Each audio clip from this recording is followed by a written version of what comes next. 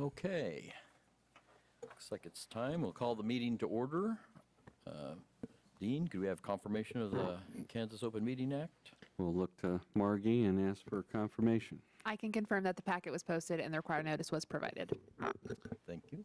So I will go ahead and call the roll for today's meeting. Board Member Noonan. Board Member Kitchen. Here. Board Member Romy.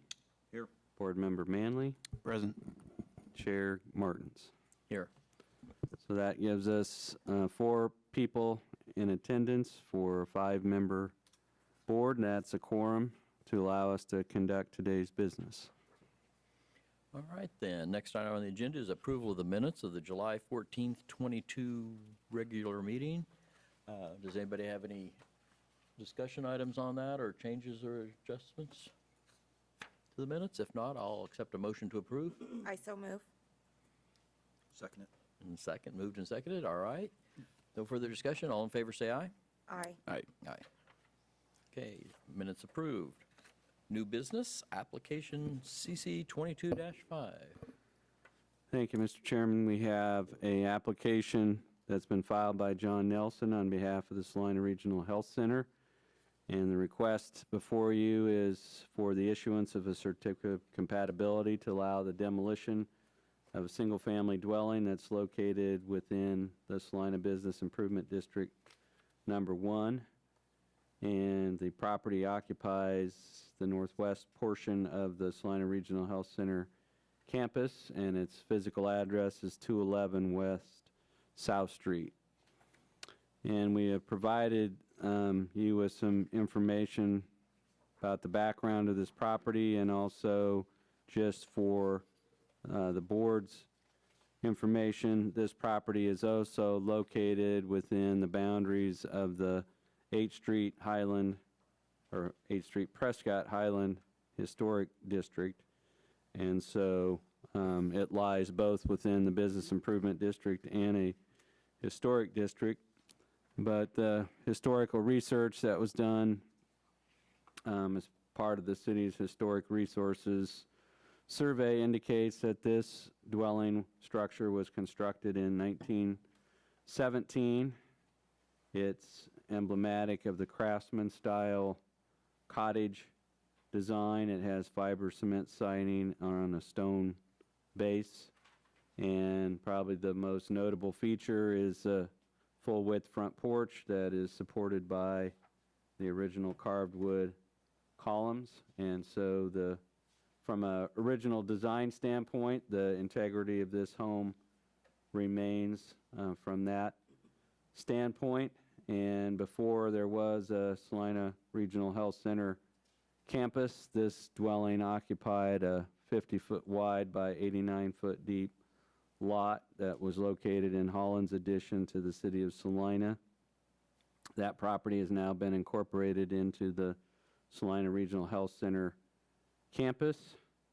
And in terms of ownership records, this property was sold to Asbury Hospital in 1972, which is now the Salina Regional Health Center.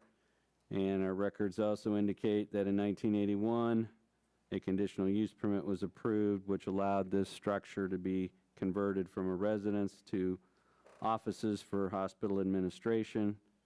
It has been used for accounting offices and a number of other functions by the hospital historically, but it's currently vacant. And so this is located on the south side of South Street, just east of 8th Street. It's at the very north edge of the health center campus. The applicant indicates that the property is no longer habitable, and it is not, restoration is not an option, and the preferred method for addressing its deficiencies is demolition.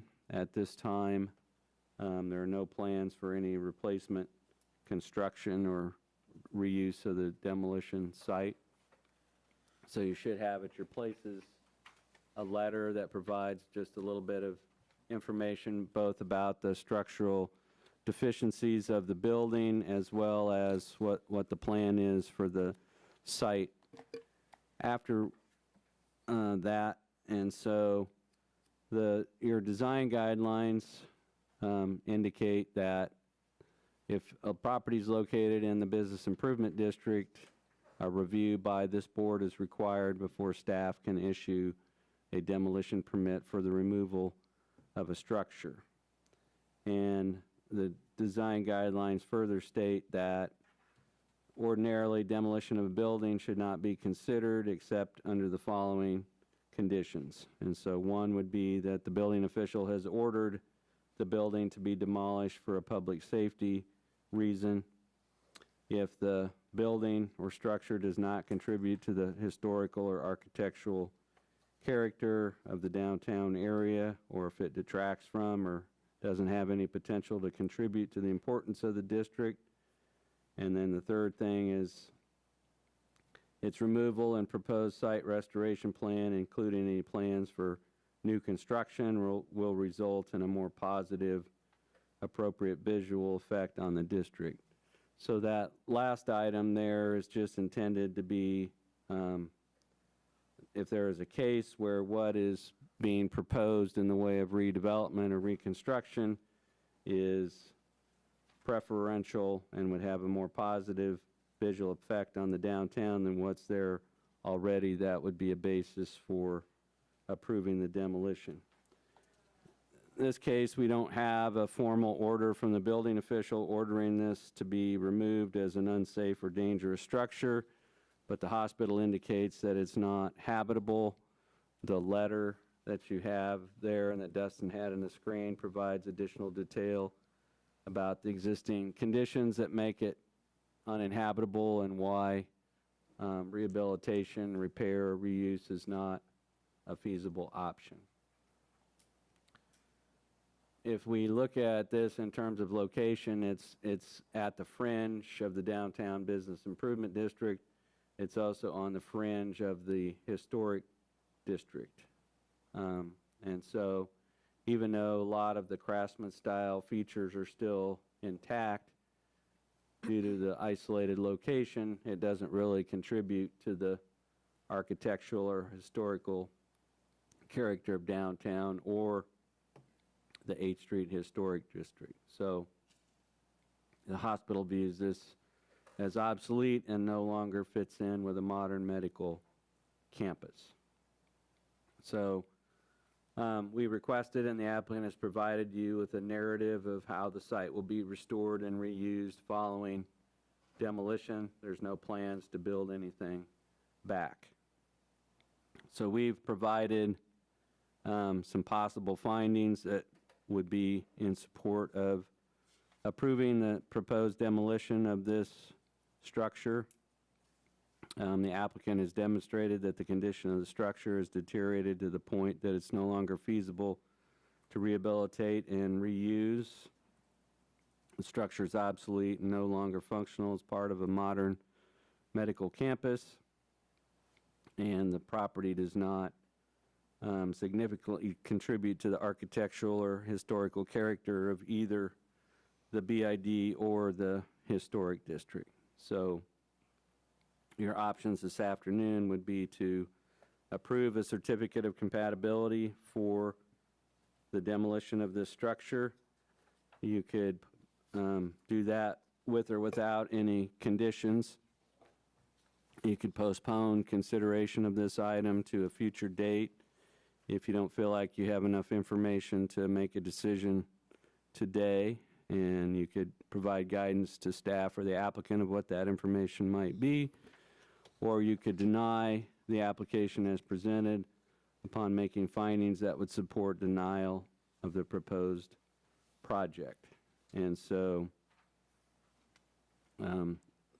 findings of that nature would be that it is a significant contributor to the historical and architectural character of the downtown, or that there hasn't been sufficient information provided to indicate that it's not feasible to rehabilitate and reuse this structure. But if the applicant has provided that information to your satisfaction, we would recommend alternative 2, that the board authorize demolition of this structure subject to the following condition: that the site be graded to a mobile, maintainable condition and be seeded or landscaped in a manner compatible with the adjoining buildings and landscape.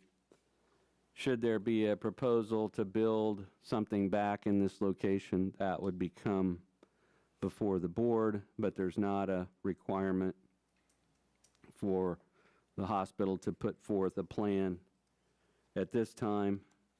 So they have shared with you what their interim plan is, and if there's ever a construction of a new structure in this section of South Street, that would come back before this board at that time. So with that, I'd be open to any questions. Okay, any discussion, questions, comments, questions? I do have a question. So I agree with the suggested findings from staff, so I want to say that to start out with, for sure. But I have just a clarifying question on demolition, is something that should only be considered in these very specific circumstances. And then one of the things on here that you have is that it's deteriorated beyond use, or rehabilitation. What prevents someone, or what is in place for some of these historical structures, like downtown or around the downtown, to have a recourse to not have something deteriorate to the point of that it has to be torn down, or rehabilitation isn't an option? Well, it may be something that we would bring back for, just for information discussion, but a number of years ago, staff drafted and ran through this board and the Heritage Commission a ordinance amendment that was called a demolition by neglect ordinance, and it was an ordinance that allowed for the city of Salina to intervene in a situation where a property owner was just showing simple neglect to maintain a property that would be considered a historic resource. So that would be the only tool that would be available. The only solid example I can give you is there was a house on Prescott that was in the historic district. The owner was indifferent to it. It was deteriorating. The city of Salina purchased the house. We stabilized it. Then we put out offers for requests for proposals for somebody to rehabilitate that house, and then sold it to them, and now it's a restored, rehabilitated house. But we acted before it got to a point that it was so deteriorated that it couldn't be restored. Okay. So that would be an example, but we have some property maintenance codes and things like that, but we don't have anything in our code that allows the city to step in at a point, but we can bring back some of that information. It came like that close to being passed and adopted into code, but it was recommended for approval by the Planning Commission, the Heritage Commission, and the Design Review Board, but there was a 2-2 vote on the City Commission, which caused it not to be adopted, and so we haven't brought it back up, but we can revisit that and share that information with this board and the Heritage Commission. I would be interested in that, especially with the development of downtown. I think there are historical structures that really we should save, or at least have on our radar, or have a way that the city can save them if necessary. So. Yeah, and if you have an owner that may feel they can't, in the case of the Fox, now Stiefel Theater, that theater company deeded the theater over to the city, and the city kept it secured and mothballed and all before that occurred. But, we have structures like the former St. John's Hospital that aren't being well cared for, and so the demolition by neglect ordinance would be something that we can at least bring back and let you all review and discuss to see if you think it has any merits. But there's a number of communities, I think the city of Wichita and others have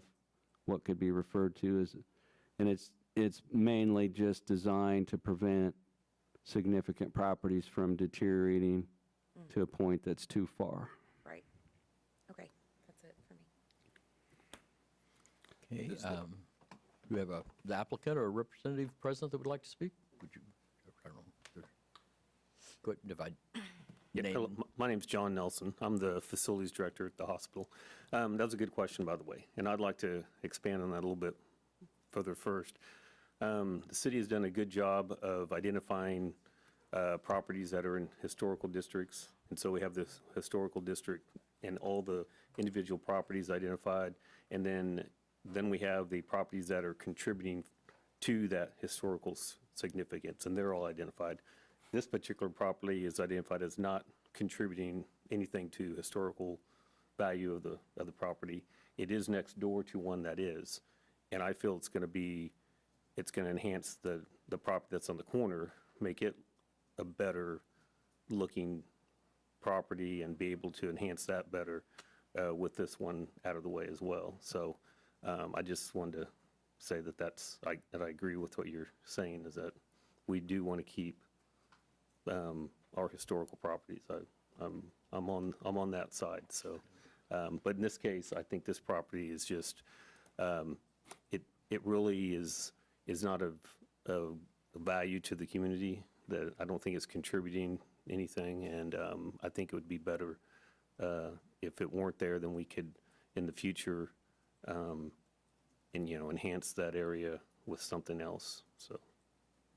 And I'm open for other questions. And basically, it's just going to be an empty lot, grass lot. Correct. I little bit of submitted landscaping. a site plan that just shows that it's just going to be a graded seeded lot with grass and keeping the existing landscape, the trees, bushes.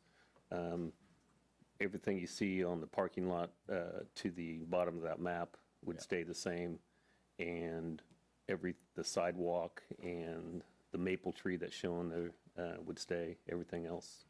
And just the home itself would be demolished and graded and Okay. grass planted. Yeah, our belief and just recreating that was that they basically, the historic district that was created along 8th Street just kept the same north-south line that lined up with the back of the homes that faced 8th Street, and up at this point, the line just ran right here. So everything this way is outside this district. These are in the district, but this doesn't even front on 8th Street. So we believe it's primarily in the historic district just because this line lines up with the back of the lots facing 8th Street. So in our research, the reason we think it was determined to be not contributing to the district is because it doesn't really face on or contribute to the 8th Street streetscape. So.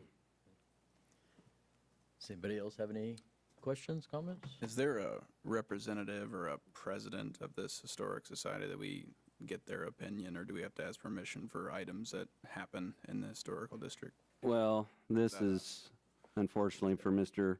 Nelson a case of dual review, and we've had a number of these. When we had the Homewood Suites property, we had some demolition of homes over in the vicinity of 5th and Mulberry, and in that case, both this board and the Heritage Commission reviewed those, and in one case, this board approved the demolition of a home at 5th and Mulberry that the Heritage Commission said no to, and so that home ended up getting relocated from that corner over to the Ashby House. And so this is a case where you're acting first, but next week the Heritage Commission is going to look at this from the historic district standpoint. And so, like I said, for Mr. Nelson's case, he's got two dual reviews, one by this board and one by the Heritage Commission next week. But they are aware of it. It's on their agenda. We will report to them what this board decides, but they're looking at it from the standpoint of the historic district. You're looking at it from the standpoint of how this affects the character of downtown. And so this is really not in the heart of downtown. It's a fringe property. And so you're free to look at it that way or another way, but this will be reviewed by the Heritage Commission. Yep, step one. Right, thank you. Yep, thank you. All right, if there's no further discussion, I'll accept a motion. I can confirm that we don't have anyone on Zoom that would like to speak unless Ms. Bishop would like to speak on behalf of this item.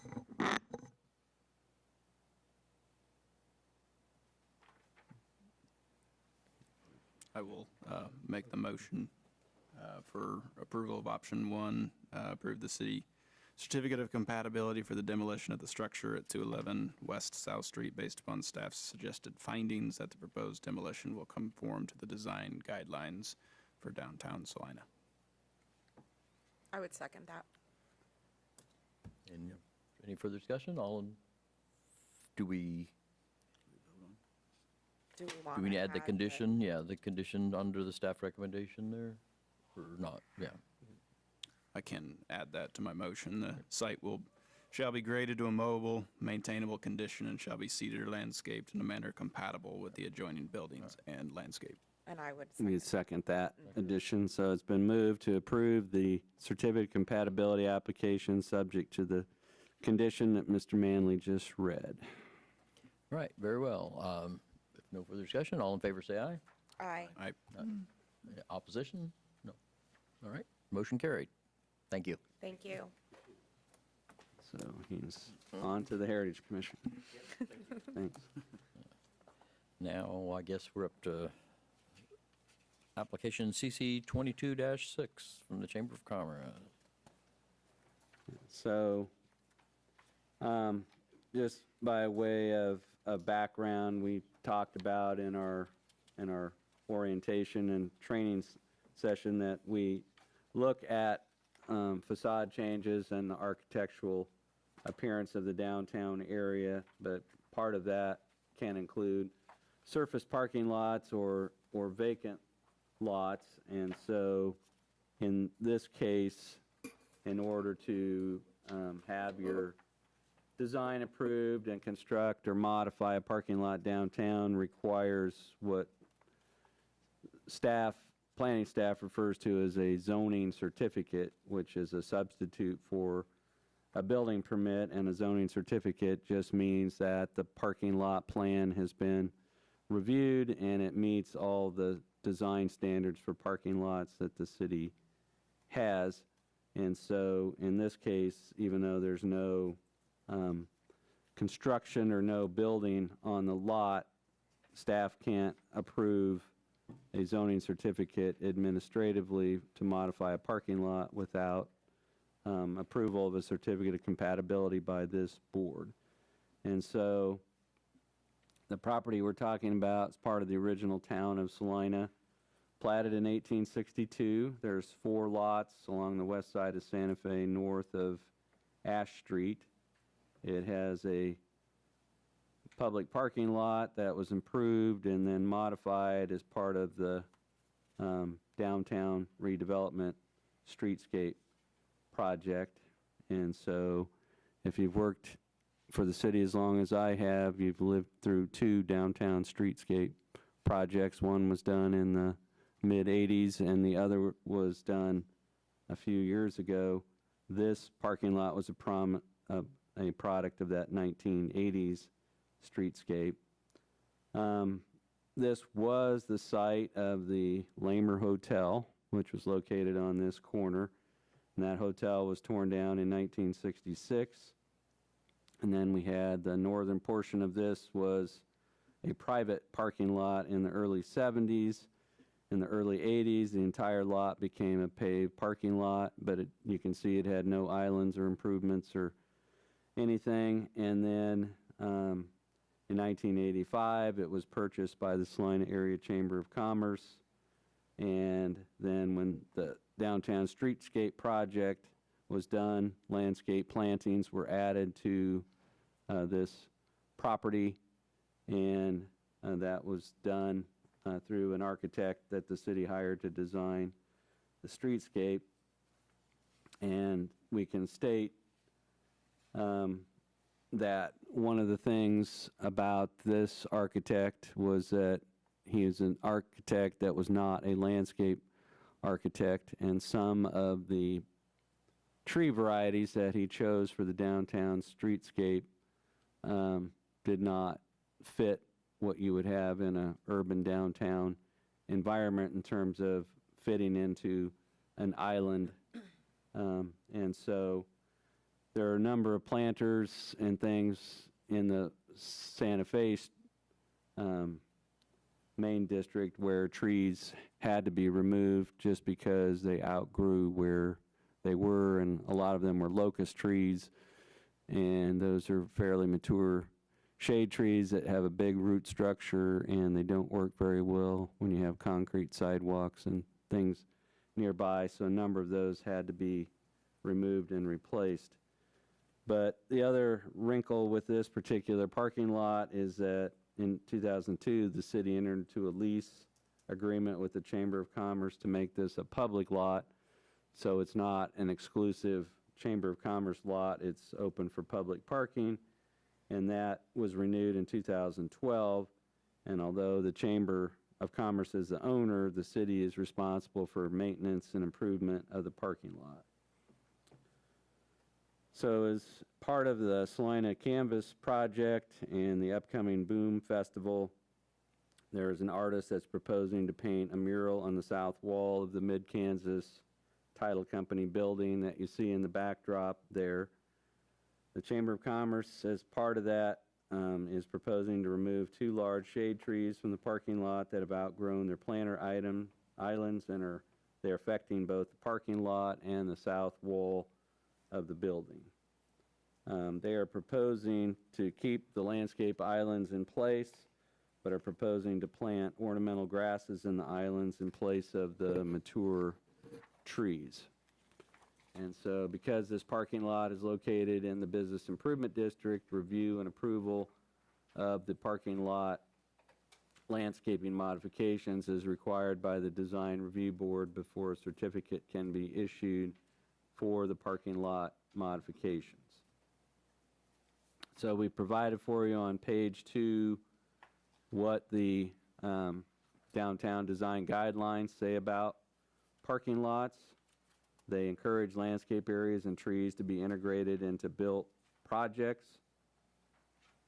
In this case, the landscape islands will remain, so the focus today is on what should replace the existing shade trees who've outgrown the islands.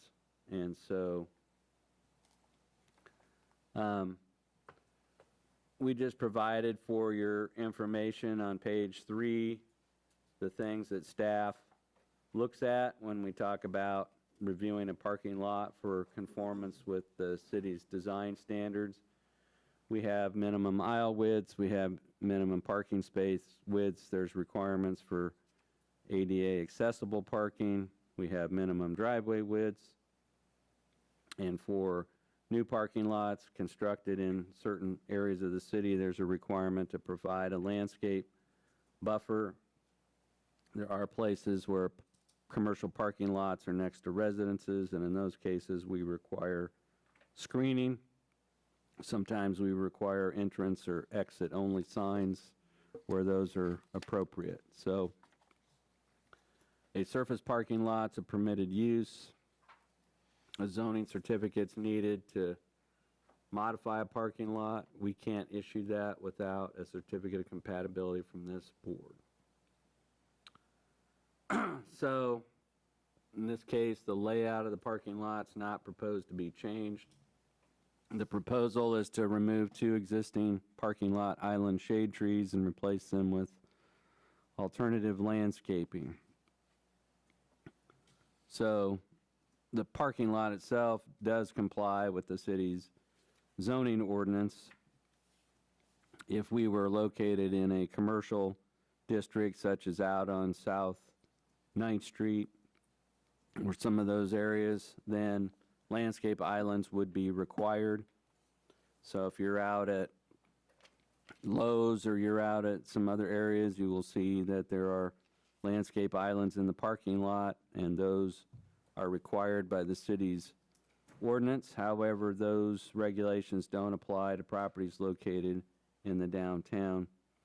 And so what that means is this is really a subjective judgment for the board as to what type of landscaping would be most compatible in this setting, given the plans to paint a mural on that adjoining wall. So the focus should be on what type of landscaping is appropriate to place inside those existing islands.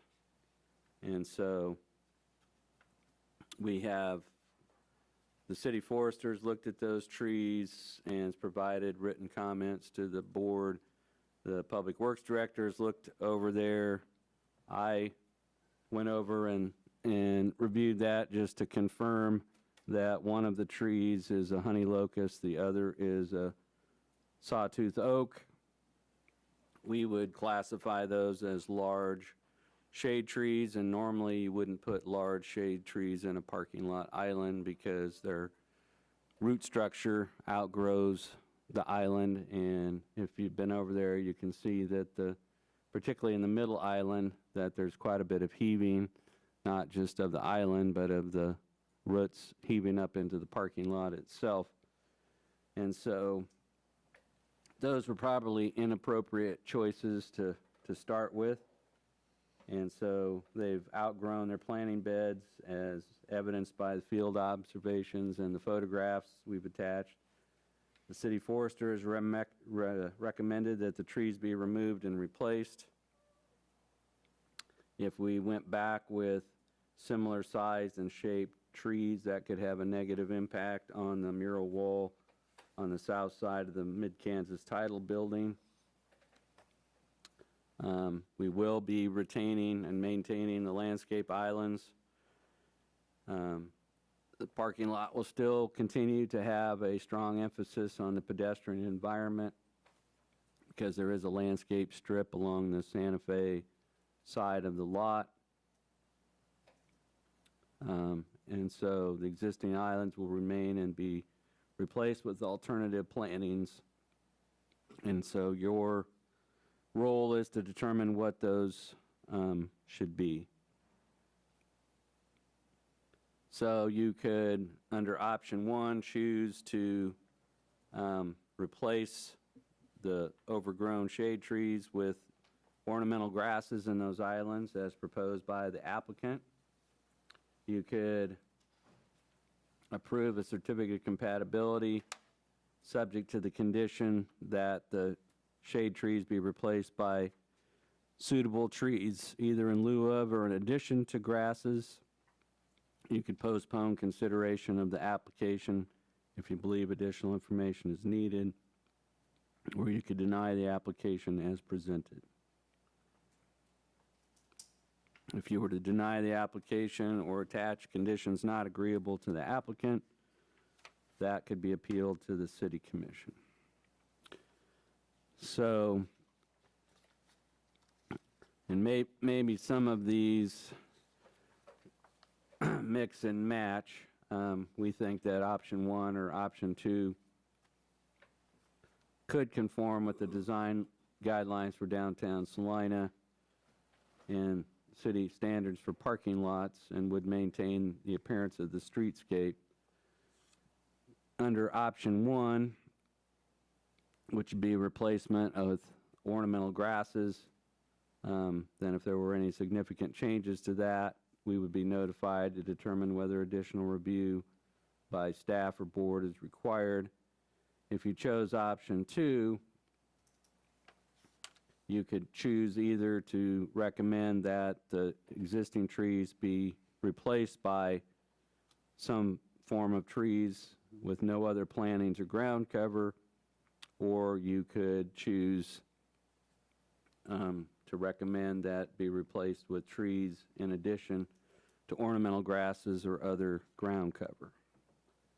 And so it really, your role today is to determine what is the most appropriate approach to replacing the 2 shade trees in those islands, given the context of the parking lot and given the plan for installing a large wall mural on that south-facing wall.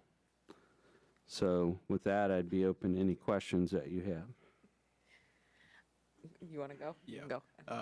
Mr. Andrew, I am a board member of the Chamber of Commerce. Do you find that to be a conflict of interest? Or I is this think from a that- Canvas project? I think that could be perceived as a conflict of interest on this matter, given that they're the owners and they're the ones proposing the alternate solution. So I think it might be best to abstain from voting on this matter.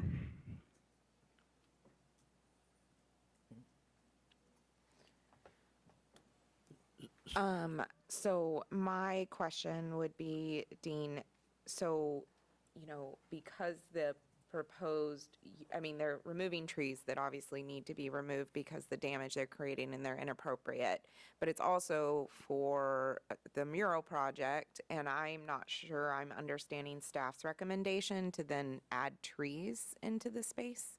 Can you explain your reasoning? We're not recommending that as an option. We're presenting it as an option.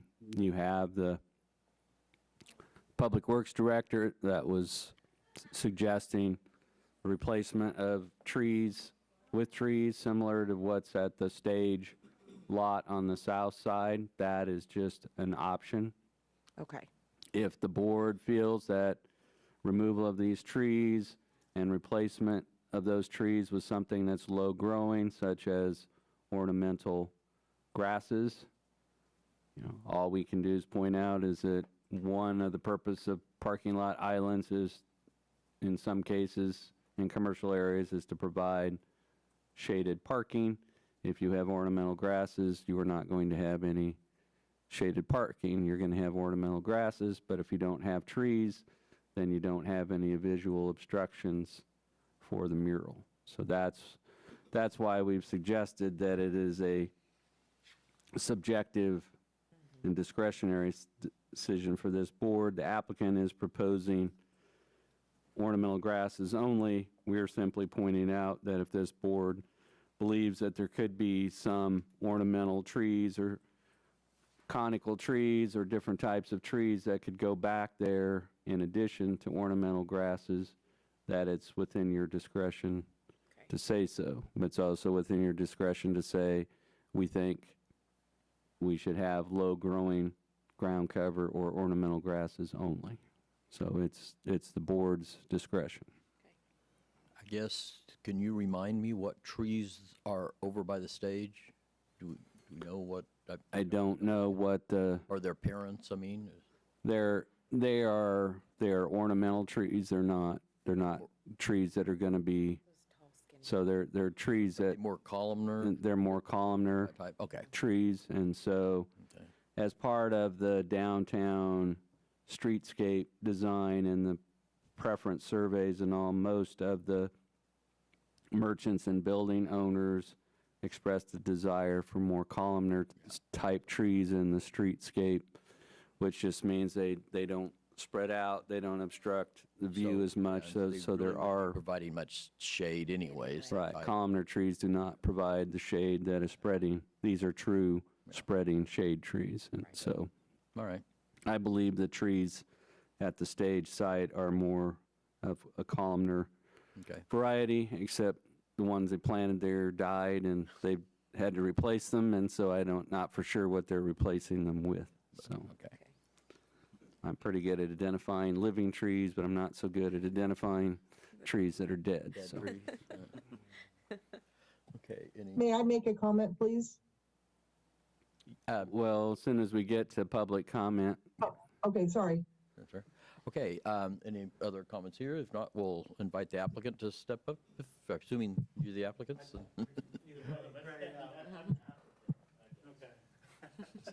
So, So I guess any comments you'd like to add up front, or? Yeah, I mean, I think we're flexible to what you want to do, whether it's a conical tree or ornamental grasses. I think the idea is if you have something right in front of that mural, you can't photograph it, which is part of the allure. Let me ask, I don't know if you know the design of the mural for sure, but is it like the whole side of the building? It's the whole The wall. entire building? Yeah. Okay. Okay. I get to prime it on Sunday.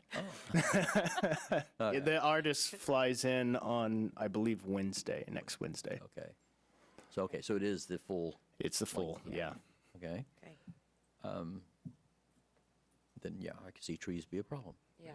Of course, it takes a long time, and murals have a life, to it too. None of the artists expect so this is kind of informative as well. A lot of the artists that we're bringing in for the festival, they don't expect the mural to be there for eternity, and they fully expect us maybe someday redoing and doing another one from a different artist. So it's not, it is a great location to have something up there. So having it a little bit clear is helpful. And I don't know that we're going to solve the shade problem. Yeah.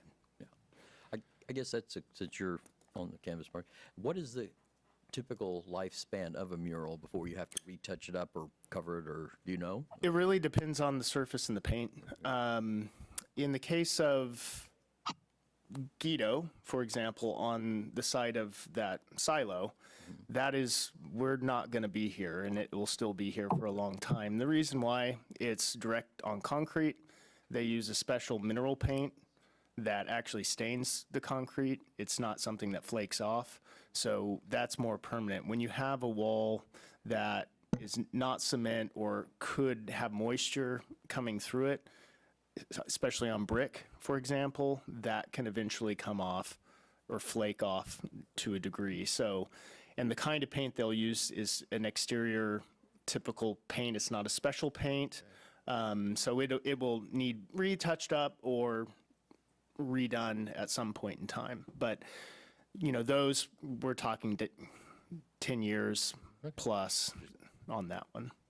I've been curious about that in general, since we Yeah. have lots of murals, how long that'd be. There you go. Okay. All right. Does anybody have any comments or questions? Anything else you'd like to add? If not, I think. We've reached out to the master gardeners here in Salina, and there's an interest to make a project using grasses or plants that thrive here versus, struggle, trying to reduce the maintenance of everything. So we don't have a design or idea of what that looks like, but we wanted to get their inputs. Obviously, we've noticed the grasses on the parking lot south where the stage is. Those are very attractive. We could duplicate that in some way because those tend to be doing pretty well. So that's a good sign. I think the key is to try to just prevent over maintenance, and you get something that's naturally rooted here that'll look good and match the rest of the streetscape across the downtown. Okay. All right. Thank you. And then I believe, was it Leslie? We had public comment, so. Yes, thank you. Leslie Bishop, Salina Downtown. I was just going to speak to what Travis just mentioned. The grasses that are planted over, the new stage, if you put the ornamental grasses in this parking lot, it would complement what's already been planted. So he already touched on what I was going to share. So thank you. Okay, thank you. Any other public comments, anyone? So, not then, if there's no further discussion, I'll accept a motion. I would approve option 1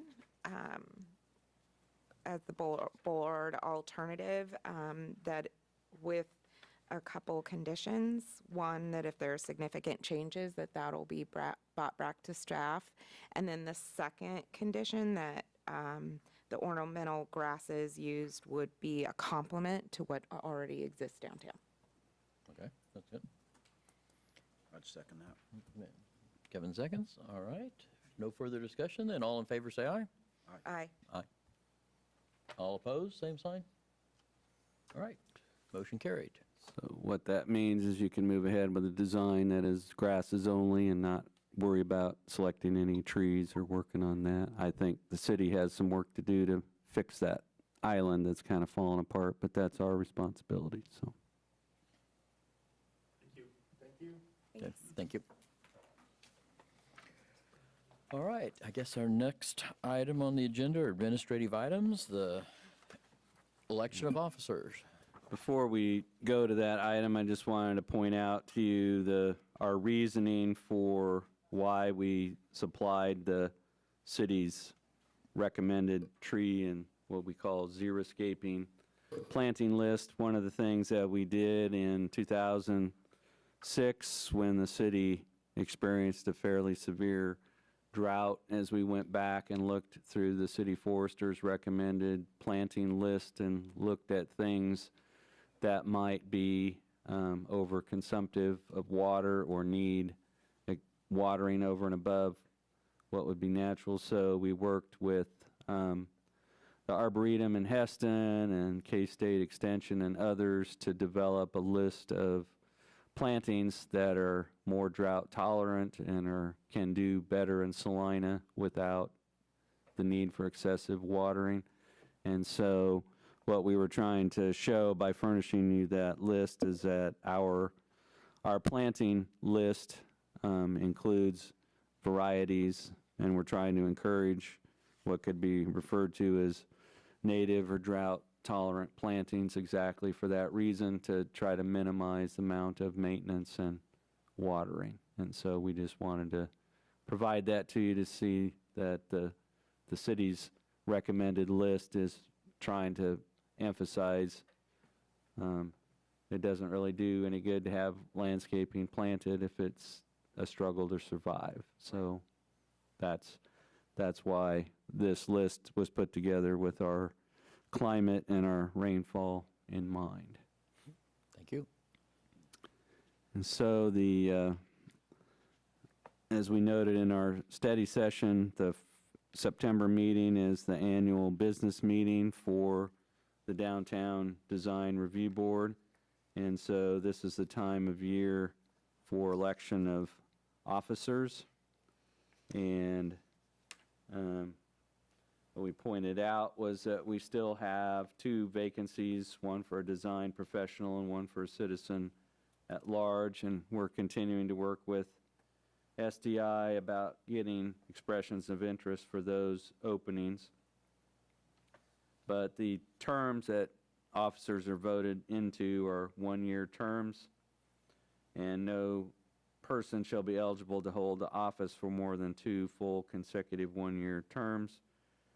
And Mr. Martins has served 2 consecutive 1-year terms, although it may not seem like it, he has. And we had some interruptions with meetings, but he is not eligible for re-election.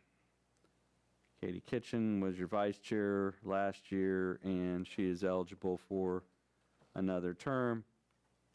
Board members need to serve at least 1 year on the board before they can be elected as officers. And so the eligible candidates for the office of chair would be Catherine Kitchen, Jennifer Noonan, or Mr. Romey.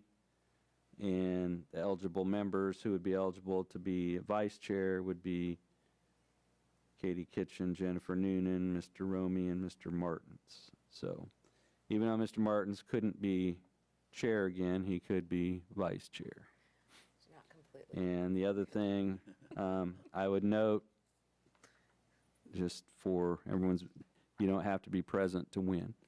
So, I found out that the hard yes. way last year. So Katie got nominated, was elected to be vice chair without knowing about it or being present.